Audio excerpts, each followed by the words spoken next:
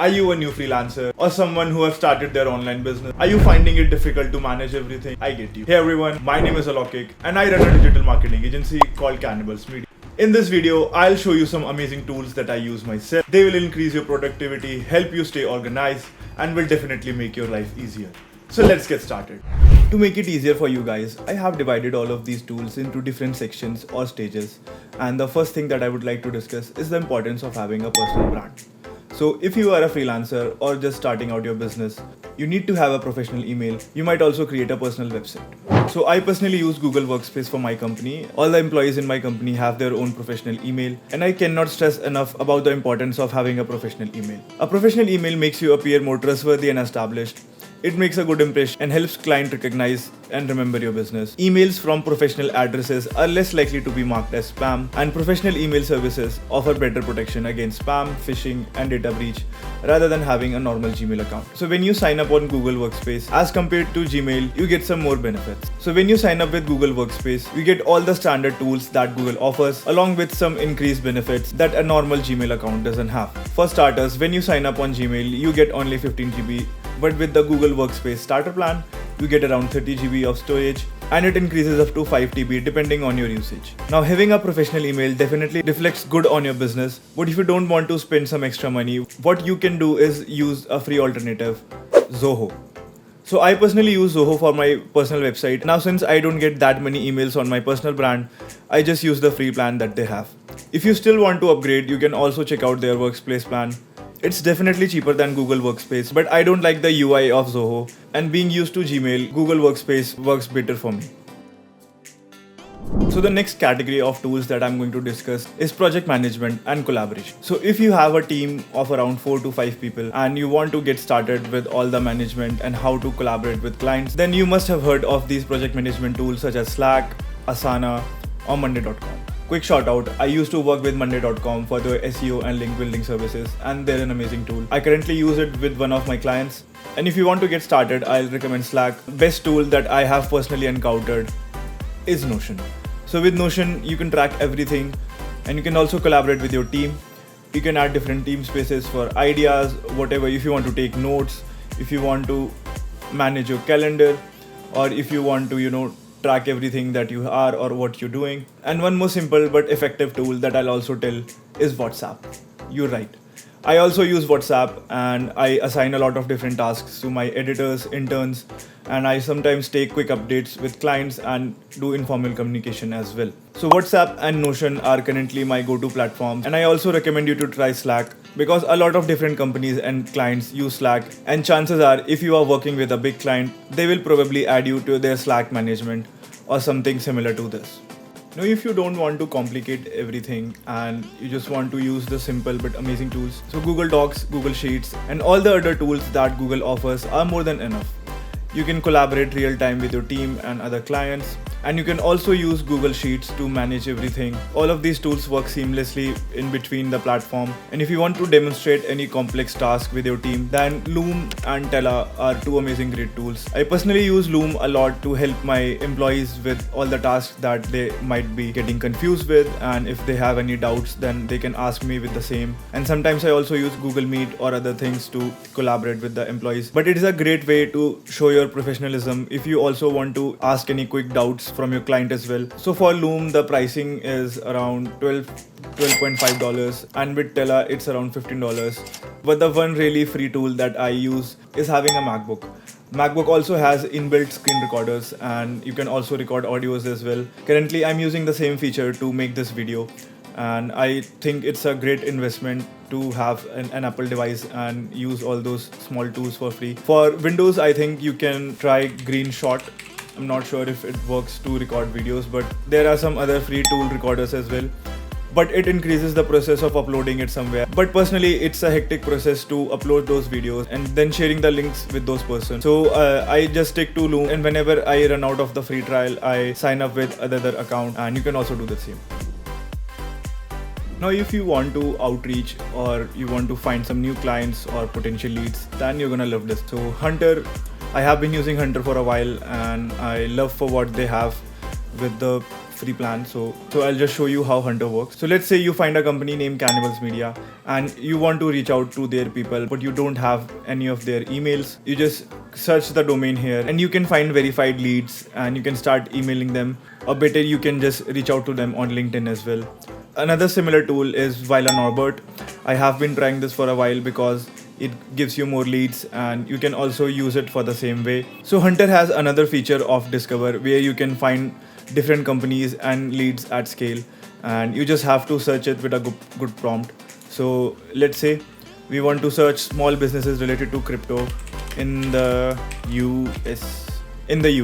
A few moments later. Now you can see that they have a lot of different leads and emails here, and you can just click on the emails and export some of them. Because I'm using the free plan, so it usually hides a lot of different things and you have to pay to export and check all the special features. But a lot of times if someone is working in that specific company, then chances are that they have their email as their first name and then the company name's website or the domain.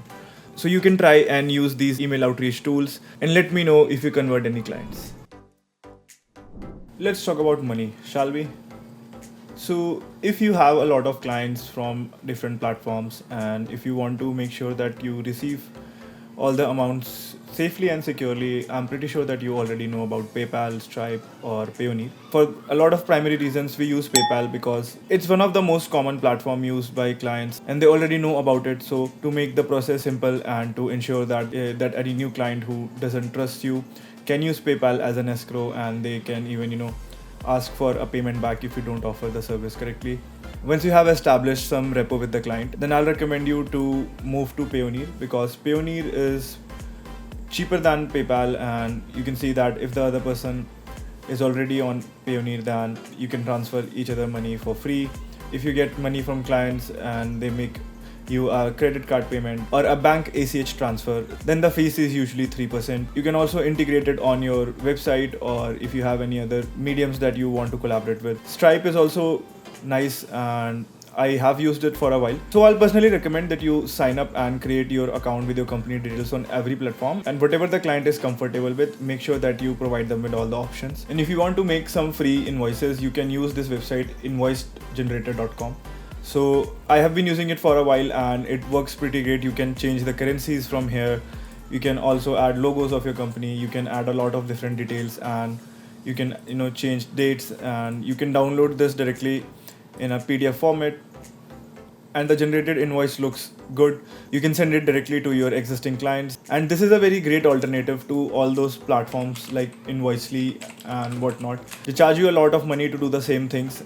You can also use PayPal to make payments for other platforms as well. So let's say if you have a client who wants to make direct wire transfer to you, or if you receive payments from any other affiliate marketing platforms or Google AdSense or any other platform like that, then you can use PayPal to create an invoice, and then you can save it as draft, and then you can file all of those invoices when you're filing taxes, and this would be very appreciated by your CA as well. And I think it's very essential to make sure that you have track of all of your payments at one place. So yeah. Now let's talk about ideation, and if you're into a field where you have to do a lot of brainstorming and you have to do a lot of research, then Notion is one amazing tool that I actively use for a lot of research. And I'll give you a quick example on how I use Notion and ChatGPT and few other AI tools. So over the past few months, these tools have evolved a lot, and now it can do a lot of different complex tasks with AI. And I mostly use it for analysis and some ideation that I usually forget or need to cross-check something. So I'll give you a quick example. So I have been working with a few clients from Europe, and one of them is a major CBD brand in Spain. So I wanted to do a quick marketing analysis and want to check what are the ways that I can use to promote CBD in Spain. So a few moments later. What I started with is I went to ChatGPT and I asked it to list down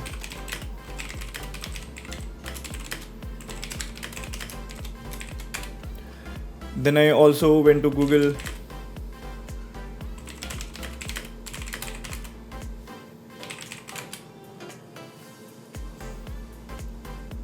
So this kind of gave me like an overview, and as you can see that I have already clicked on those links. You can add this extension, so whenever you click on some links, it changes the color, so you know that you have already visited that link. Now Notion also lets you take screenshots and paste the image as they are. You can also add tables, you can also add a lot of different document links. So let's say I have this script here and I'll paste it here. You can paste it as preview, you can do a lot of things with Notion. Now coming back to the main point, so I use ChatGPT for a lot of research. Then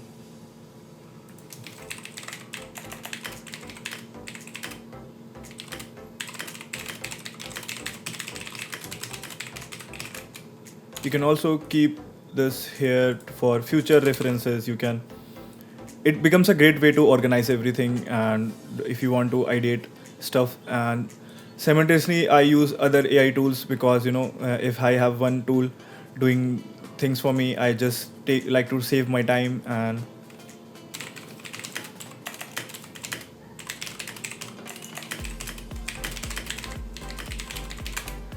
now the one good thing about Claude is really good with generating content in one go, and it has one of the best language models that I have tried. So I usually use Claude for copywriting and marketing materials.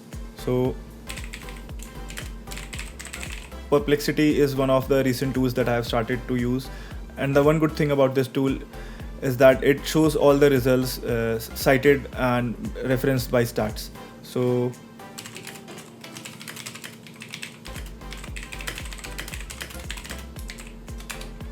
while all of these tools are working, I have like a few good ideas that I can use for marketing. I sometimes add them as they are in ideations. So you can experiment with Notion at your own pace and do it for whatever features you like.